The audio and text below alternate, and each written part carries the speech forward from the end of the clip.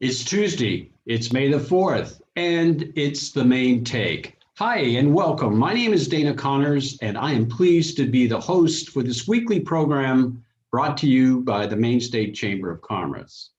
It is our intent every week to be able to put the spotlight on issues important to our state, as well as to showcase people behind those issues. Well, today, it's all about people. Very important people that play a very vital role in the lives of our young people. Yes, it's all about teachers because this is Teacher Appreciation Week, both in our nation as well as here in Maine. And for us at the State Chamber, it's an opportunity to say thank you, to say and share our appreciation, our gratitude to the teachers of our state for the incredible work you do in laying the foundation for our young people's future, for the responsibilities that you take on to help shape the minds and encourage our young people to pursue their dreams. They will be our future generation of leaders. I remember a teacher telling me at one time that, as a professional in education, I have three loves. The love for learning, the love for the learner, and the love for bringing both of those together. So in order for us to really pay tribute that we want to today, we have provided for you three very, very special guests. We're going to kick off the program in just a few moments with 2021's Teacher of the Year. Joining her in that segment will be the CEO, the Executive Director of Educate Maine, who happens to administer the Teacher of the Year program on behalf of the Department of Education. And that will be followed by in the next segment by the Superintendent of the schools in Gorham, Maine. We got a special program, as you can see, all to honor this incredible profession that we depend on for so many positive things in our state. We also, speaking of positive, we'll expect another positive story from Peter Van Allen, the editor for Maine Biz, and that will be followed as usual by a word from my advocacy team about what's happening in the legislature at this very day, this particular week. And then to conclude, a few thoughts on today's program. So let's begin with our Teacher of the Year. She is a fourth grade teacher at the Gerald E. Talbot Community School. She's been there for 20 years. She is a popular teacher. And before I engage her in some conversation, I want you to be witness to what one of our television stations provided on the day of the announcement. We'll be right back after this clip.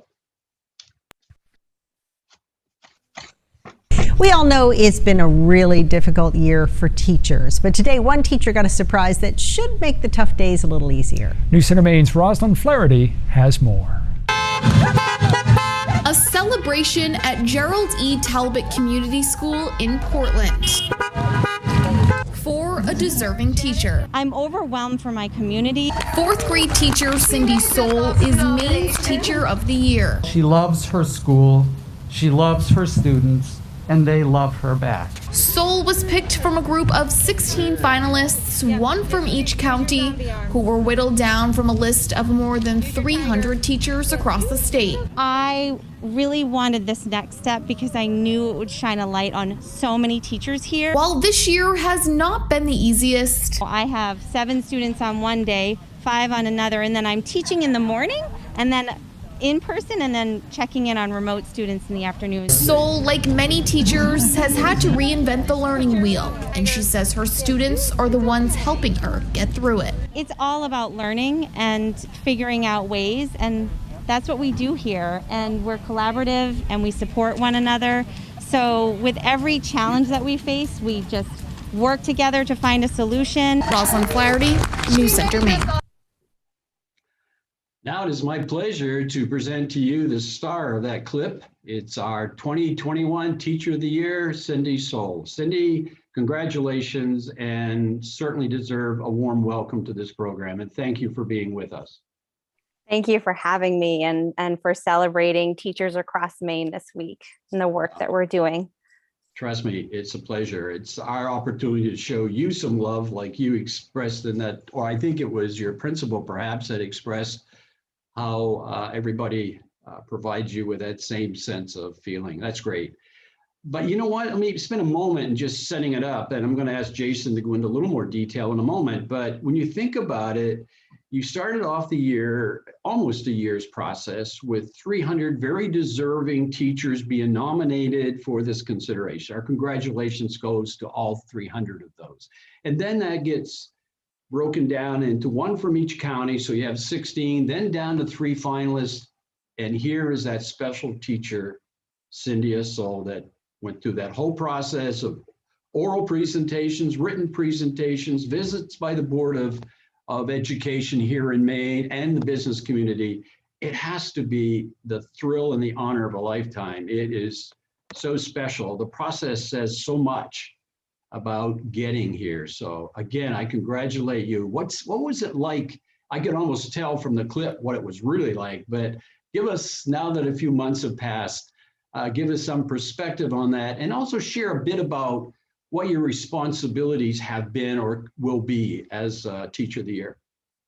Well, I wasn't aware of the process, to be quite truthful, before I began and was nominated. And it has been an incredible journey.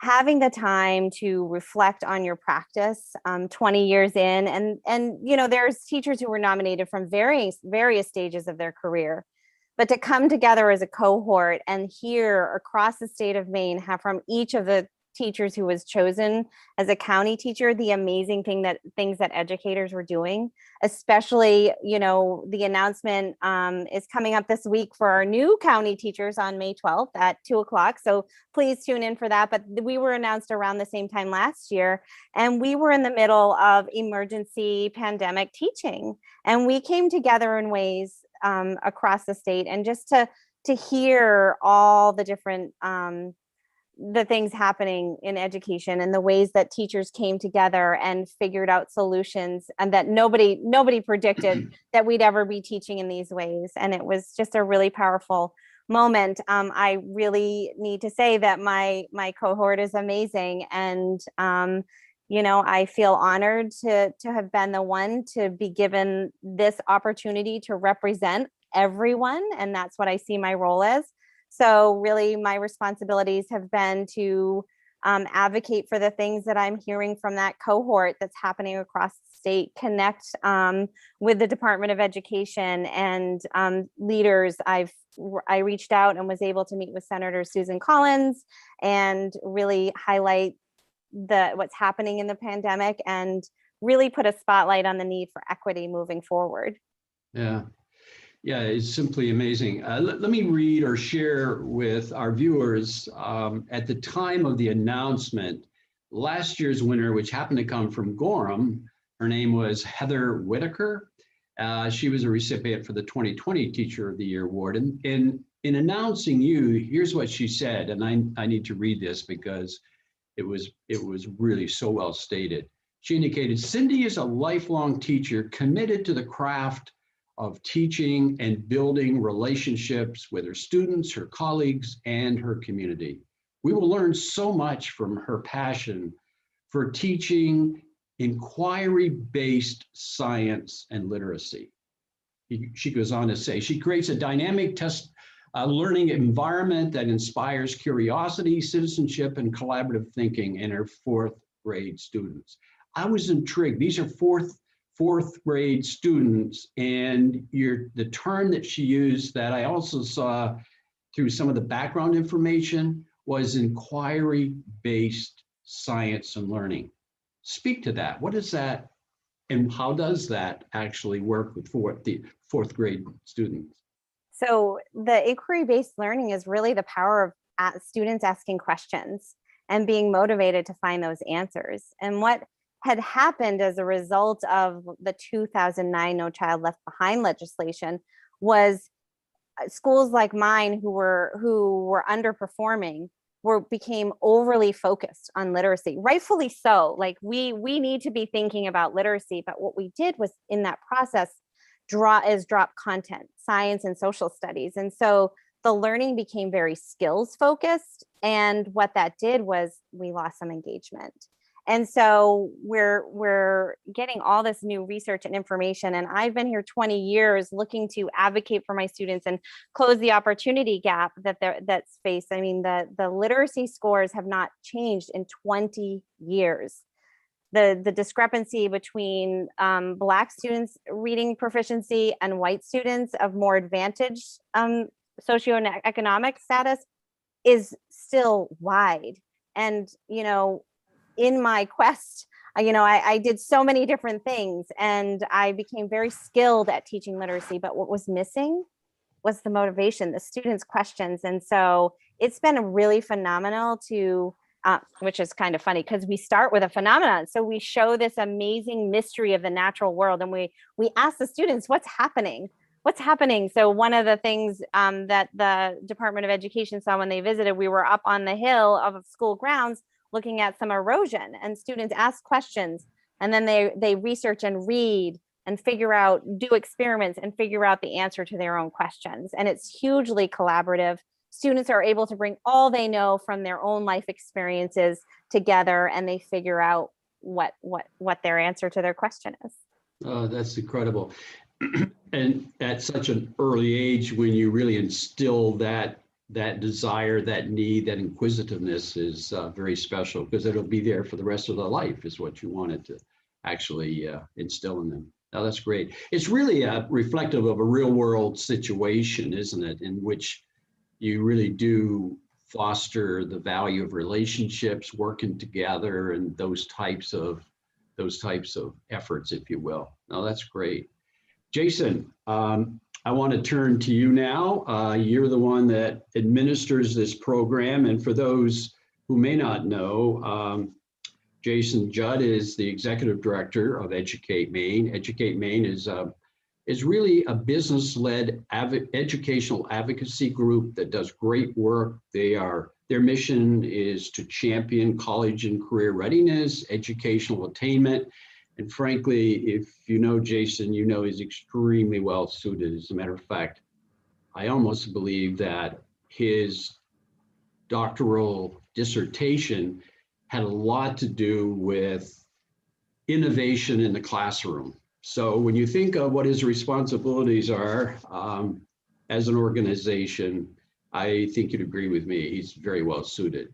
So Jason, tell us, before we get into the administering of this very important program, what's Educate Maine up to these days? What are some of the issues that you're working on?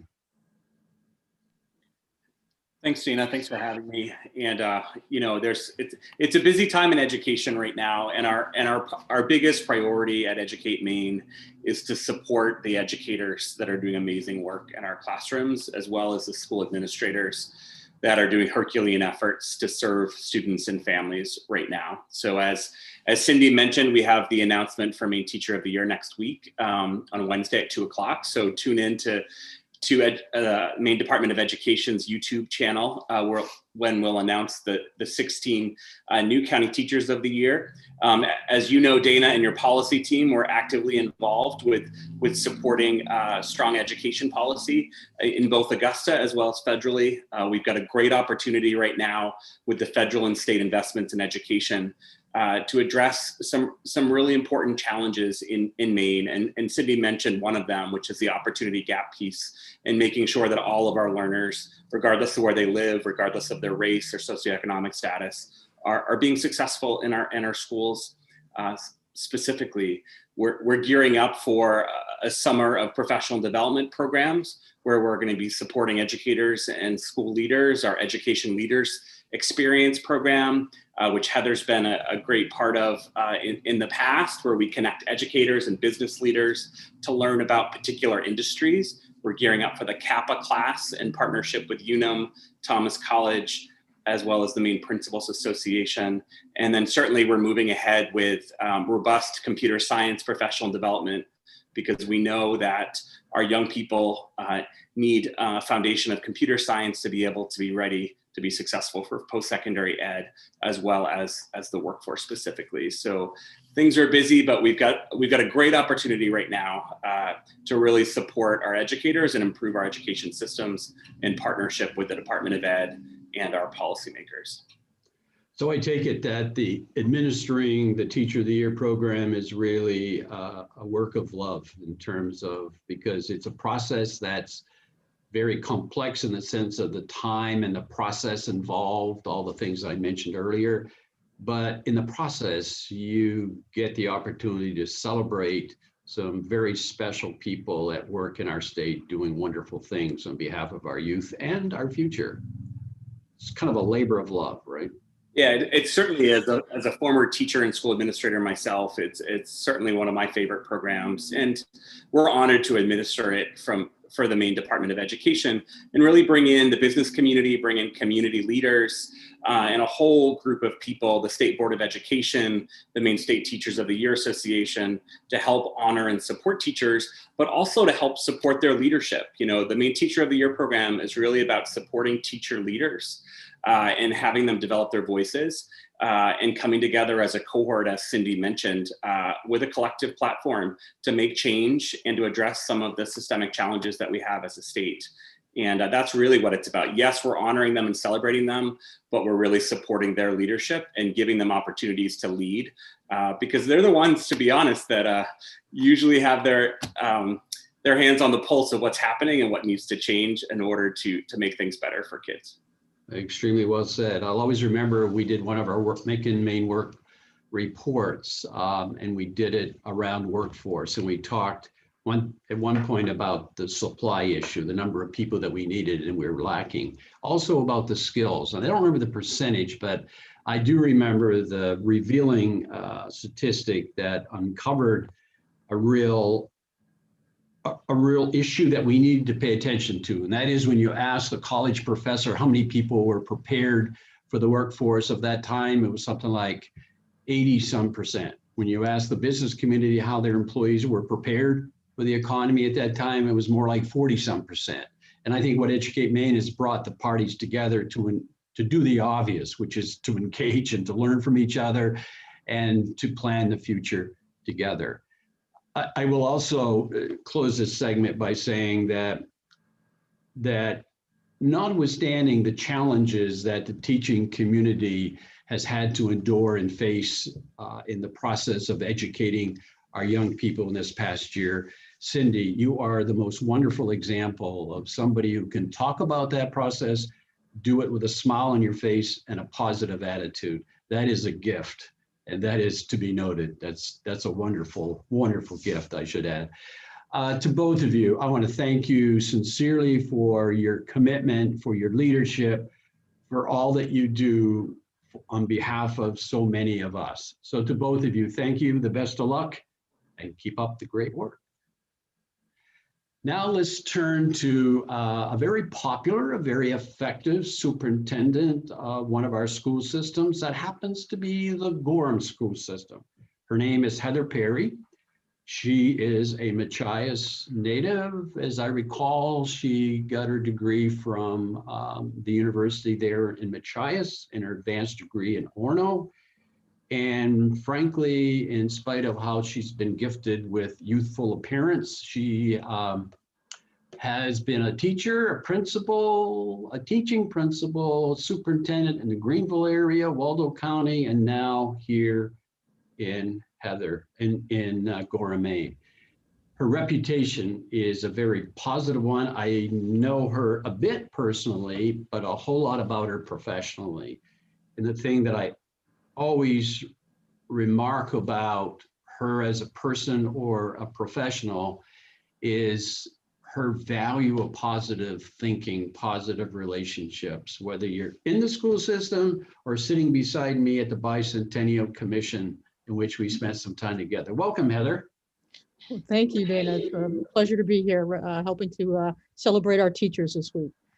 Well, it's a pleasure to have you. Your reputation is very strong, and I found that that leaning towards always thinking positive and finding the opportunity in things has served you well as the systems, because when you were appointed in the Gorham, it was unanimous vote of confidence. And that's a rare and beautiful thing sometimes in public service, to be able to attain that level of success.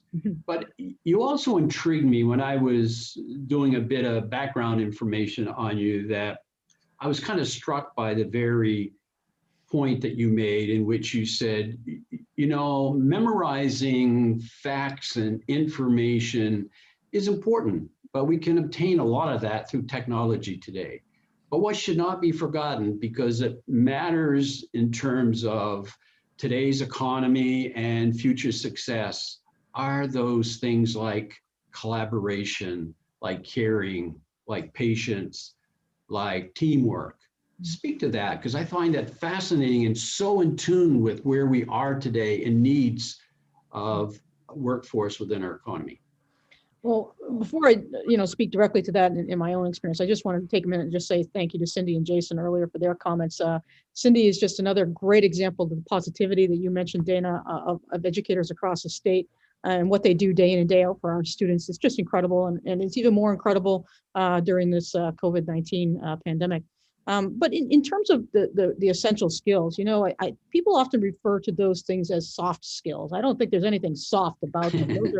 They're very essential in terms of how it is that that we move forward and working together, that we move our communities forward, and how we move our state forward is all about people. It's all about relationships, and it's one of the things that I value greatly about being a lifelong Mainer is that love of community, that love of the people that are in your community, that close-knit kind of family that we create here across the state of Maine, whether you're in Washington County or Worcester County or Cumberland County. And all that's based on relationships. It's based on getting along with one another, understanding one another, empathizing with one another, and really creating common goals and working towards those. And without those soft skills, you can't do it. You can have all the multiplication tables and equations memorized in your mind that you want to, but unless you're able to work with people to move those things forward, it really doesn't matter. And so I really think that the focus on those areas and collaboration, problem solving, inquiry-based learning, as Cindy calls it, those kinds of things are just incredibly important in our schools across the state. And our schools across the state do have those things happening in their classrooms, even amongst the pandemic that we're currently experiencing. Yeah, no, you said it extremely well. And it is, I'm repeating myself, I apologize for that, but it is a common cry. I mean, you can teach people a skill, a trade, those types of things. And we all know that in today's economy, that's important. But those soft skills, so-called, and you were right about not classifying as being so soft, they are hard sometimes to learn, is really extremely important, very critical, because it's where we're at today. No, well said.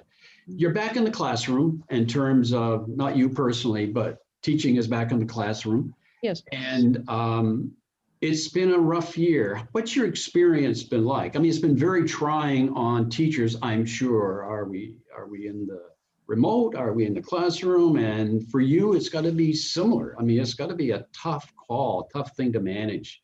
It's been difficult in leadership across the state. I think in any kind of leadership that you've been in those kind of positions, because there's not like a class that you take in school around how to operate or lead in a pandemic. That doesn't exist, right? So we're all sort of making this up as we go, which gets back to the importance of those soft skills, right? Because if you can't collaborate and problem solve with one another, you're not going anywhere.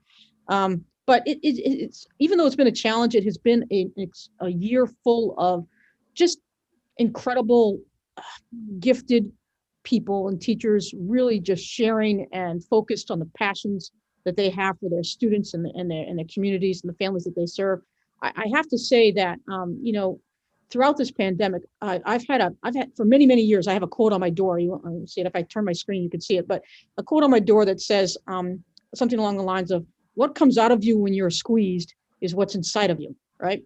Yeah. And the thing that has been just tremendous that I've experienced in the community of Gorham and across the state, to be quite honest with you, is that what's come out of us as a community in Gorham and as communities across the state of Maine is good. It's positive. It's we've banded together and worked together to really do what's best for our students in the various forms that we've had to do it in, because every community has been different in how they've had to address this issue.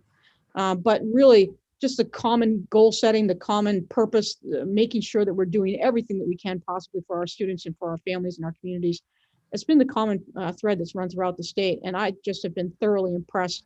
I cannot speak highly enough of our public educators, whether that be teachers, whether that be bus drivers, custodians, all the way through building leaders, you name it, school committee members. That's not been easy for school committee members either. It's been a real challenge, but I've been thoroughly impressed with the quality and the character of the individuals that have really tackled these issues as we've gone through. Yeah, I couldn't begin to say it as well as you, but I will say this, you know, in terms of the challenge that we all faced, I think your profession was in the eye of the storm. I mean, we all depend so much on the role of education, the role of the teacher. It's under a microscope all the time. And to your words that you said so well, you performed in such a way that we all should look at this past year when it comes to what you all do with tremendous pride and appreciation. And I'm glad this week is set aside for that very reason. So again, it's always a pleasure to spend time with you. You are a leader in educational administration, and I'm very grateful that you joined us today to give us that privilege. So Heather, thanks. Look forward to seeing you in the Bicentennial Trail. Hey, thank you, Dana. I look forward to the same. Take care. So there you have it for this portion of our teacher appreciation. They are doing God's work in the way that God would want, for sure. So let's turn our attention now to our regular, the guy that we depend on every single week to give us a good story, a meaningful story, and I know he's up to the task again. So Peter Van Allen from Maine Biz, the editor, take it away, my friend.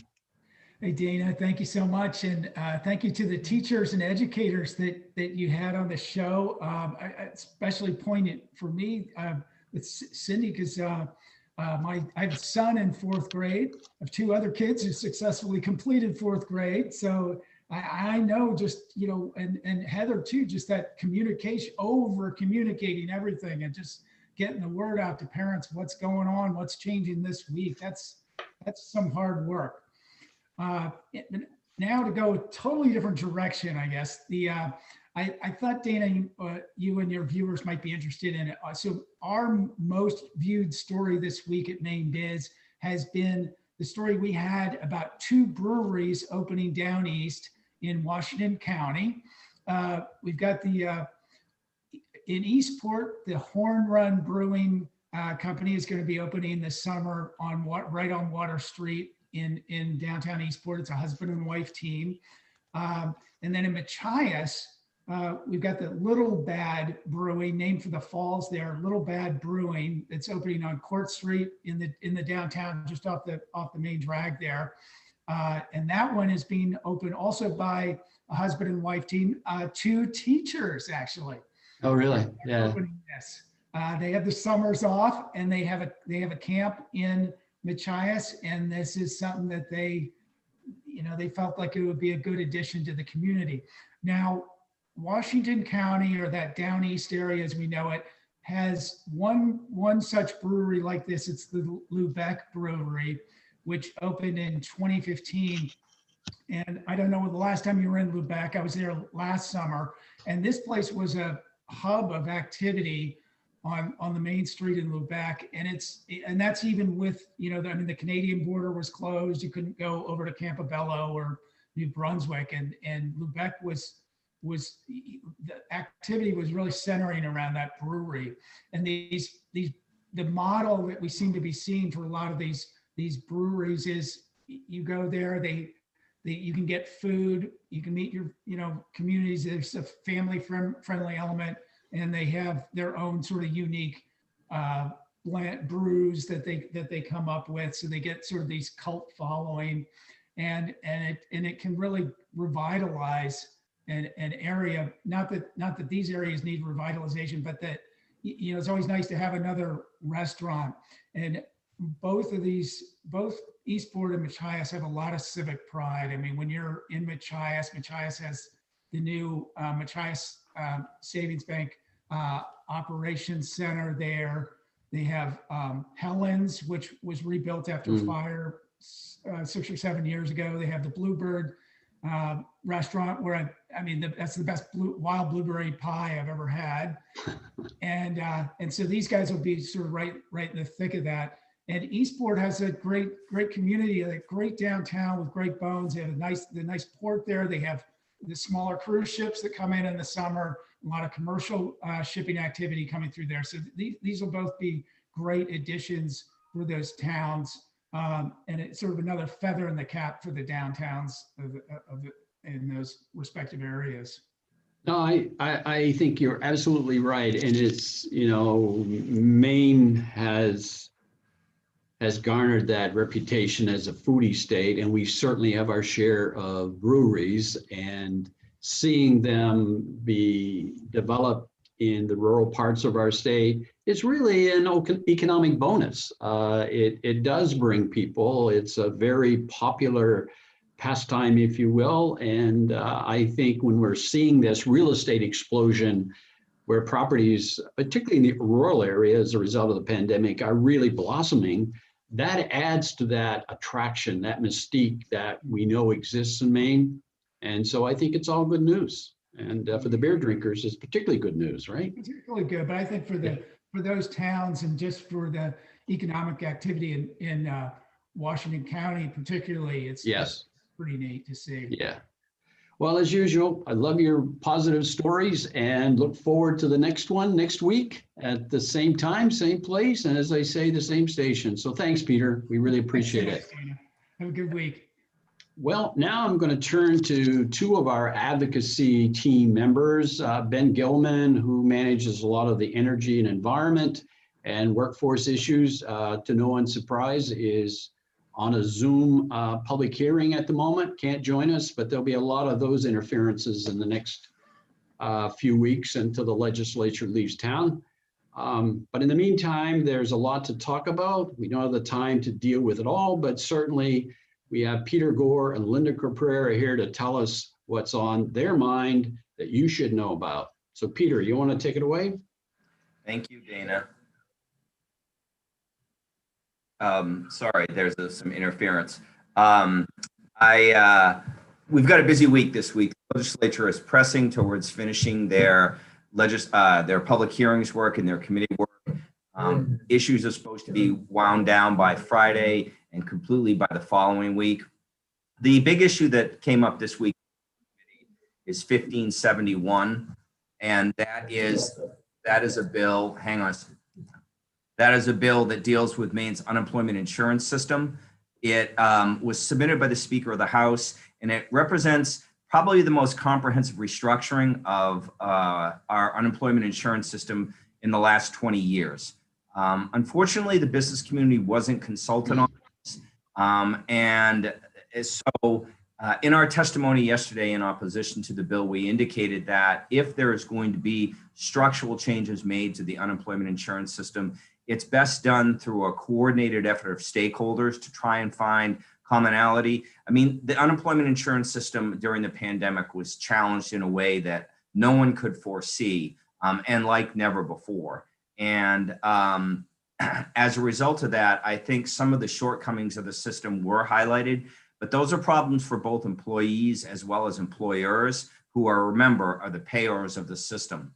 So the Labor Committee took a long day of public testimony on the bill yesterday, and they are planning to conduct a work session on the bill, whether they take our advice to gather stakeholders together and try and proceed with this issue. We don't really know yet, but we're very hopeful that they will. So that was a big issue for me this week. Linda, how about you? Oh yeah, taxation. We've got 4 more bills that increase income taxes on high income earners. Really big problems. We've got 4 bills, basically takes the top rate to 7.15. LD 1443 is probably the worst of it, and it takes that top rate from 7.15 to 13.15. So that's huge. top in the nation. It really is a problem. These bills really affect those high earners that are really truly mobile. They can live anywhere they want. They don't have to live here in the state. And it really will impacts hugely small businesses because most of that income is passed through to the individual. So this really is a very troubling pattern here. We've got 6 bills that we've already dealt with that would increase taxes on high income earners. And here we've got 4 more. And that public hearing is on Thursday. There's, I think, a few more that we're going to see, but it's really a troubling pattern here. And it really, I think, really does not bode well for the state in attracting folks here, particularly the high earners. Yeah, you both remind us that the measure that's presented has an impact, sometimes good. It seems like this session, there are a lot of very troubling measures put before the legislature. But it's also the message. When people look at these bills, whether they pass or not, they are very visible, they have an impact, and they can either encourage or discourage investors from coming to our state. And it seems like this year we have an abundance of those that would discourage rather than encourage. And that's also taken into context as we're not totally out of the woods when it comes to the pandemic. So I think we're all concerned about making sure that this session does not add to the challenge of growing the economy. So I thank you both. You do outstanding work. The Chamber is grateful that you are with us. And again, I thank you for being on the show.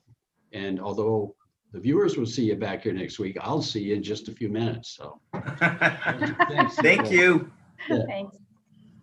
Well, let's take a moment to reflect on this week. I am so grateful that there is a week set aside, especially this year this past year during the pandemic, because if any group needs words of encouragement, of appreciation, it clearly is our educational system, and most notably our teachers.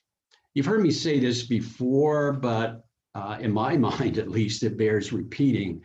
And that is, in spite of all the divisiveness, all the issues, all the challenges that separate us, there are 2 things that in this state that unite us. And that's regardless of where you live, what you do, or your political persuasion. Those 2 things are our economy, and in particularly our young people. We want both to be successful. We want our young people to be able to reach their highest, best potential, to be prepared for the economy, and for the economy to be successful, and how they're both united in reaching that level of success that we all strive for. So the question is, okay, we agree upon that, but what does that have to do with the subject today? Well, it has everything to do with the subject today, because education is the doorway that we have to pass through in order to be able to reach our highest potential and for the state economy to be successful. And our teachers are the ones who hold the key that opens that door to success. I do believe what I read recently, that teaching is the essential profession that makes all other professionals or professions possible. The profession, I should say, that contributes more to the future of our people and the success of our economy than any other profession. Think about that. That's a powerful statement. I was encouraged when I read it because of the commitment that we have here in our state towards that profession and the teachers that comprise the educational community. Cindy, very clear, very positive, goes about encouraging our students to construct a scientific understanding through observation, questioning, and collaborative thinking. Through inquiry and discourse, she empowers students to see themselves as meaningful contributors to their community. It's a real world type issue. As I said earlier when we interviewed her, it's about relationships, it's about working together. And boy, Heather picked up on that in spades. She reminded us how important relationships really are with the teacher, with a student, with the peers in the process, and reminded us that you need those skills without question, but don't dismiss the power of collaboration, of caring, of patience, of perseverance, of working together. That relationships really, really do make the difference. All of that today really, as I think about it, these words come to mind. They all were positive in their thinking. They all stressed the value of relationships. Each and every one spoke of new ways to do things, new ideas embodied in those new things that you do. That's what innovation is. So I'm going to close today in the very same way that I began our program, and that's words of appreciation. Again, I refer to the very fact that as much as I've repeated it, I do so because to me, it's important, and we don't do it often enough, that it is important that we take the time this week to say thank you, to show our appreciation, to know how much the education system and the teacher contributes to our young people, but they are also, those young people, our leaders for tomorrow. But think about these words. Appreciation can change a day. They can even change a life. And our willingness to put it into words is all that is necessary. So with that, again, I repeat myself. I thank you for all that you do on our behalf, for all that you mean to the success of our young people and to the success of our economy. That is the takeaway for today. And I thank you, our audience, our sponsors, our guests. We really do appreciate it. And above all else, remember to take care of yourself and to take care of one another. Next week, same time, we're going to be talking about the legislative session. Until then, take care.